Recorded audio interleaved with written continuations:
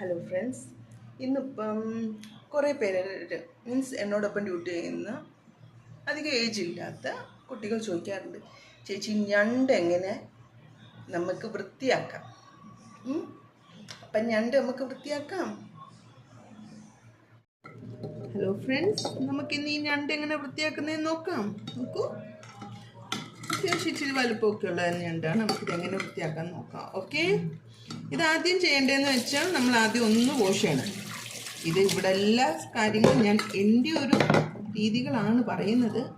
Okay, ഇതിൽ വല്ല തെറ്റുകളും ഉണ്ടെങ്കിൽ കമൻറ്റ് ബോക്സിൽ വന്ന് എന്നെ ഒന്ന് അറിയിക്കുക. ഓക്കെ, അപ്പോൾ ഞാനിത് വാഷ് ചെയ്തിട്ടുണ്ട്. ഇനി ഇത് ചെയ്യേണ്ടതെന്ന് വെച്ചാൽ ആദ്യം ഇതിൻ്റെ കാലുകളെല്ലാം അങ്ങോട്ട് ഊരി അങ്ങോട്ട് വെക്കണം. ഓരോരോ കാല് വീതം അങ്ങോട്ട് ഊരി ഇങ്ങനെ അങ്ങോട്ട് വെക്കണം. ഓക്കെ, നമ്മൾ ഊരുമ്പോൾ വളരെ സൂക്ഷിക്കണം. കാരണം ഇതിൻ്റെ അടുത്തെല്ലാം എന്താണ് കണ്ടോ, മുള്ളുകളുണ്ട്. അപ്പം സൂക്ഷിച്ച് ചെയ്തില്ലെങ്കിൽ അത് നമ്മുടെ കയ്യിൽ കൊള്ളും, പഴുക്കും, ഇൻഫെക്ഷനാകും, ആകെ കുളവാകും. അപ്പോൾ ചെയ്യുമ്പോൾ സൂക്ഷിച്ച് ചെയ്യുക. ഓക്കെ, പിന്നെ ചെയ്യേണ്ടതെന്ന് വെച്ചാൽ ഇതാണ്ട്, പിന്നെ ഞാൻ ചെയ്യുന്നത് ഇതാണ്ട്, ഇതിനെ നമുക്കങ്ങ് റിമൂവ് ചെയ്യണം. അത് കണ്ടോ, ഇങ്ങനെ നമ്മളങ്ങോട്ട് ചെയ്യുമ്പോൾ ഇതങ്ങ് റിമൂവായി വരും. എന്നിട്ട് ഇതിനെ ഇങ്ങനെ ഇങ്ങോട്ട് റിമൂവ് ചെയ്ത് വെക്കണം. എന്നിട്ട് ഇതിനെ അങ്ങോട്ട് ഇങ്ങനെ ഇങ്ങോട്ട് പൊളക്കണം. അല്ല, ഇങ്ങനെ ഇരുന്ന സാധനമാണ്. ഇതിനെ നമുക്ക് കണ്ട ഇങ്ങനെ അങ്ങോട്ട് ചെയ്താൽ മതി. ഓക്കെ, എന്നിട്ട് ഇതിനെയൊക്കെ അങ്ങോട്ട് റിമൂവ് ചെയ്ത് കളയണം. ഇതിനെയൊക്കെ അങ്ങോട്ട് റിമൂവ് ചെയ്ത്, ഇതിൻ്റെ അഴുക്കാണ് ഈ ഇരിക്കുന്നത്, ഇതിൻ്റെ വേസ്റ്റാണ്. ഓക്കെ, അങ്ങോട്ട് അതിനെല്ലാം കളയാം. ഇതിൻ്റെ ഒരു സൈഡിൽ ഇങ്ങനെ പൂ ഇരിപ്പുണ്ട്. നിങ്ങളുടെയൊക്കെ നാട്ടിൽ പൂ എന്നാണോ പറയുന്നത് എന്നെനിക്കറിയില്ല. നിങ്ങളുടെയൊക്കെ നാട്ടിൽ ഈ സൈഡിലിരിക്കുന്ന ഇതിനിങ്ങനെ പൂവെന്നൊക്കെ പറയും. നിങ്ങളുടെയൊക്കെ നാട്ടിൽ എന്താണ് പറയുന്നത് എന്നൊക്കെ കമൻറ്റ് ബോക്സിൽ വന്ന് എന്നെ അറിയിക്കൂ. എൻ്റെ ഒരു രീതികളാണ് ഇതൊക്കെ. ഇതിൻ്റെ അകത്ത് എന്തെങ്കിലുമൊക്കെ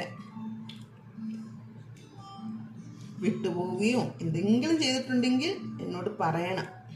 ഓക്കെ, അപ്പോൾ ഞാൻ ചെയ്യുന്നതെന്ന് വെച്ചാൽ ഞാനിതിപ്പോൾ നാട്ടിങ്ങനെ ക്ലീൻ ചെയ്ത് ഒന്ന് വാഷ് ചെയ്തിട്ട് ഒന്നും കൂടി നോക്കും.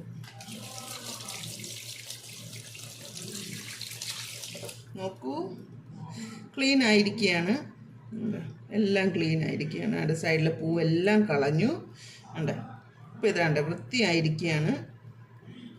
ഇതിന് ചെയ്യേണ്ടതെന്ന് വെച്ചാൽ നമ്മുടെ ഇനി ഇതിൻ്റെ നടുഭാഗത്തായിട്ട് നമുക്കിങ്ങനെ കട്ട് ചെയ്ത് കൊടുക്കണം.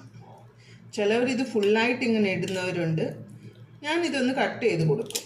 അപ്പം മസാലയൊക്കെ ഉള്ളിലേക്ക് നല്ലോണം പിടിച്ച് നല്ല രീതിയിൽ ഇരിക്കും. ഓക്കെ, ഇതിലാണ്ട് പെട്ടെന്ന് കട്ട് ചെയ്യാൻ പറ്റും. ഇങ്ങനെ കട്ട് ചെയ്യുമ്പോൾ ഒന്ന് സൂക്ഷിക്കുക. കത്തി വെച്ചിട്ടല്ലേ നമ്മൾ ചെയ്യുന്നത്, അപ്പോൾ ഒന്ന് സൂക്ഷിച്ചൊക്കെ ചെയ്യുക. ഓക്കെ, പിന്നെ അവിടെ രണ്ടായി കിട്ടിയിരിക്കുകയാണ്. അതിനെ നമുക്കൊരു പാത്രത്തിലോട്ട് മാറ്റാം. എന്നിട്ട് നമുക്ക് ഈ ഓരോ കാലുകളും എടുത്ത് നമുക്ക് കട്ട് ചെയ്യാം. ഇങ്ങനെ ഇങ്ങോട്ട് കട്ട് ചെയ്താൽ മതി. ഫുള്ളായിട്ട് ഇടുന്നവരും ഉണ്ട്, ഇതുപോലെ എന്നെ പോലെ കട്ട് ചെയ്തിടുന്നവരും ഉണ്ട്. അതൊക്കെ അവനവൻ്റെ ഇഷ്ടം അനുസരിച്ചിട്ട് എങ്ങനെയാണെന്ന് വെച്ചാൽ ചെയ്യാം. ഓക്കെ, ഇതിൽ മാംസം ഉണ്ട്, നല്ല മാംസം ഉള്ളതാണ്. ഓക്കെ, അപ്പോൾ ഇങ്ങനെ നമ്മൾ കട്ട് ചെയ്യുക.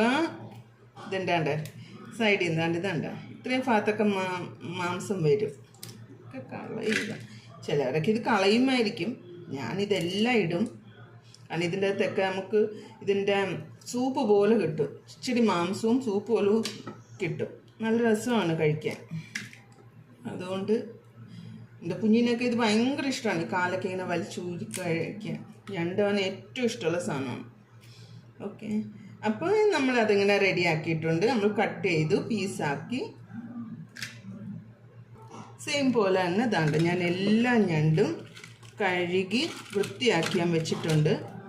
ഇനി ഇത് റോസ്റ്റ് ചെയ്യാനാണ് തീരുമാനം. പക്ഷേ ഈ വീഡിയോയിൽ ഞാൻ ഇത്രേ കാണിക്കുന്നുള്ളൂ. ഇതെങ്ങനെ കട്ട് ചെയ്യണം എന്ന് എല്ലാവർക്കും സംശയം ഉണ്ടായിരുന്നു. ആ സംശയം തീർത്തതാണ്, എങ്ങനെയാണ് ഞാൻ കട്ട് ചെയ്യുന്നത് എന്ന്. ഓക്കെ, ഇതൊക്കെ മാംസമാണ്, നല്ല രസമാണ്. അപ്പം ഞാൻ ഞണ്ട് കട്ട് ചെയ്ത് എല്ലാവരും കണ്ടല്ലോ. അപ്പം ഞണ്ട് കട്ട് ചെയ്തതും വരെയുള്ള വീഡിയോ പിന്നെ തീർന്നിരിക്കുന്നു. എൻ്റെ റോസ്റ്റ് വീഡിയോ കാണാൻ നെക്സ്റ്റ് വീഡിയോയിലേക്ക് വരൂ. Tata, bye bye.